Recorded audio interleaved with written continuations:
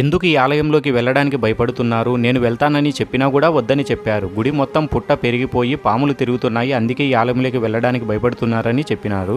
ఈ పాడుబడిపోయిన ఆలయం చూడగానే నాకు చాలా బాధ వేసింది. నేను హిందువుగా పుట్టినందుకు చాలా గొప్పగా ఉంది. కొన్ని వందల ఆలయాలు చూశాను, దర్శనం చేసుకున్నాను.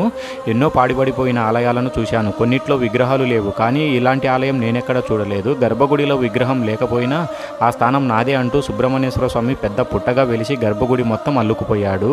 అందుకే ఇక్కడికి మనిషి రావడానికి భయపడుతున్నాడు. చూడడానికి శివాలయంలాగా ఉంది. గుప్తనిధిలో మాయలలో పడిన కొందరు ఇక్కడ ఉన్న శివలింగాన్ని మాయం చేసి వెళ్ళిపోయారు.